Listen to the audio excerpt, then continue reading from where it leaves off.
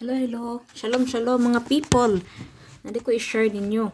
Kini bang nga balita nga bag-o lang nga kabahin sa kabaw nga gi-injectionan o makabasa mo ani luoy kaayo ang taon ang tiguang ang tag-iya nga giano daw ni nila na luoy ato tong basahon be kaluoy pud sa akong uyuan uy naghigdaon niya naghilak samtang ang nag-apong sa iyang kabaw namatay human gi-injection taga-naga veterinarian pag human og inject sa kabaw gidala pauli ni tiyo sa ilang balay wala gyud kaabot ang kabaw nikalit lang og katumbak kirig-kirig gitabang nila kauban sa iyang umagad wala gyud natabang ila pang gipaypayan in town ang umagad iyang giadto dito sa nag-injection nangayo tabang hini giinganan lang basin daw naay sakit ang kabaw kaning kabaw ni tiyo mao in town ni gisaligan sa pag-uma bukid dako kayo nigtabang sa una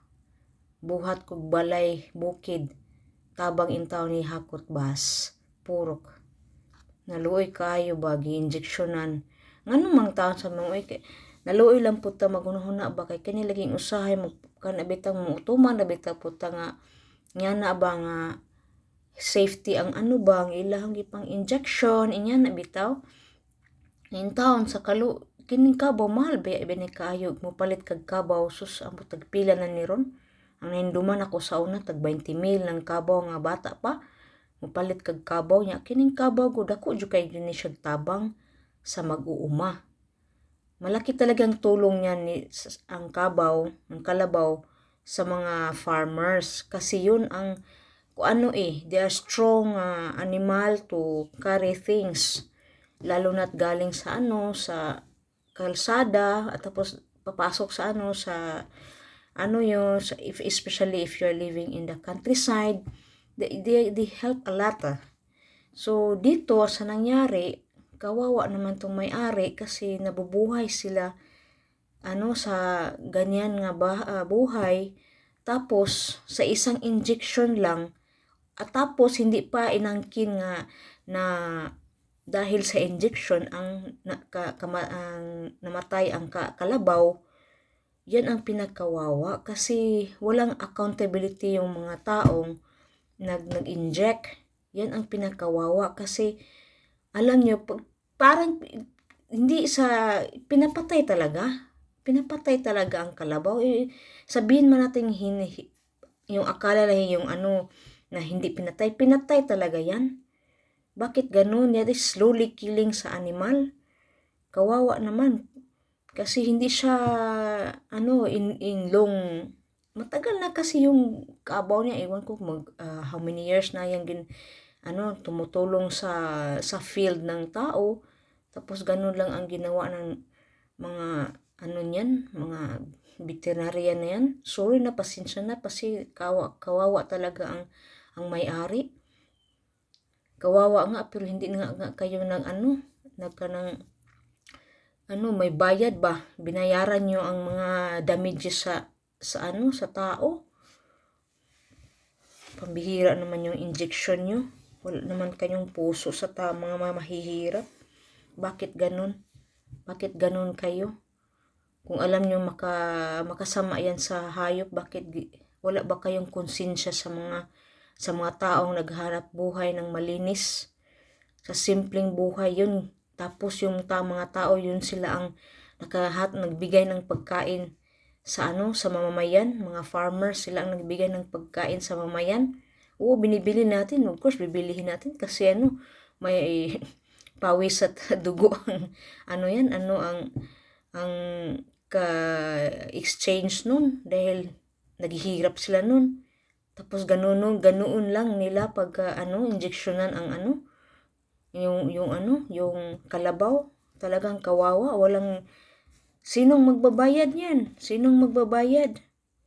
bakit ganun pinatayan hindi yan immunization ano ba yan hindi ko kasi alam bakit ini-injectionan ang kalabaw. Ngayon ko lang narinig yan because before wala namang kalabaw na ini-injectionan.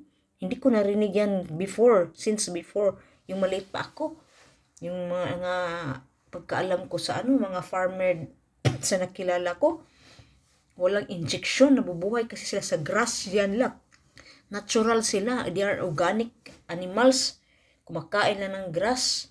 Eh, ngayon, kahit anong poison yung ini-inject sa kalabaw, kawawa talaga. Kawawa talaga. Yung mga inosente nga hindi alam bakit kayo ganun? Saan ba yung konsensya?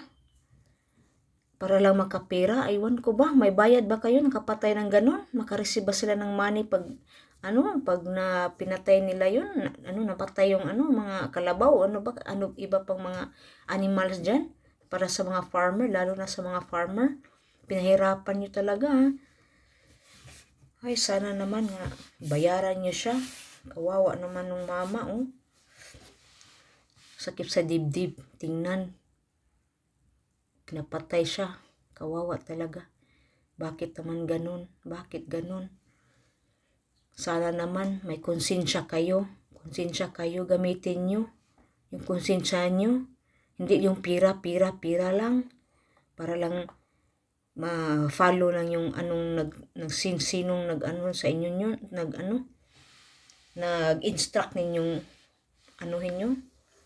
Dami na kayong patayang tao. Tapos ngayon, sa mga hayop na naman, talaga naman, oh, yung konsensya nyo, hindi na kayo naaawa. Pira na lang talaga ang nasa isip ng tao, kung ganun man. Bakit ganun? Kung disgrasya yan, dapat naman, dapat dapat bayaran talaga kasi kahit no one is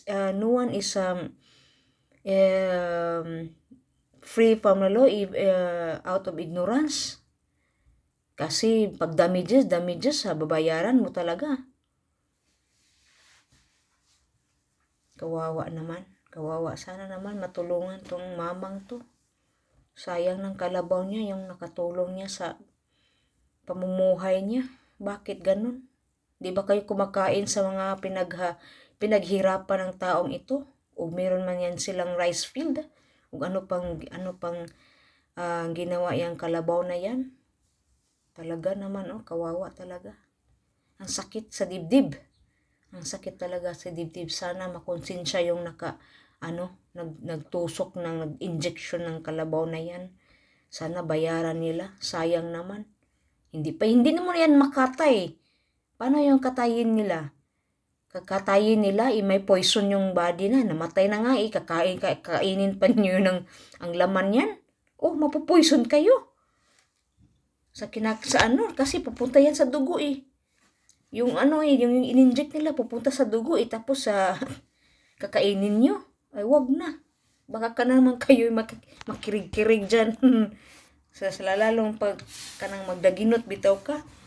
Ayun, sana hindi nyo kinakatay yan kasi poison yung yung binabakulaw ninyo ang kalabaw.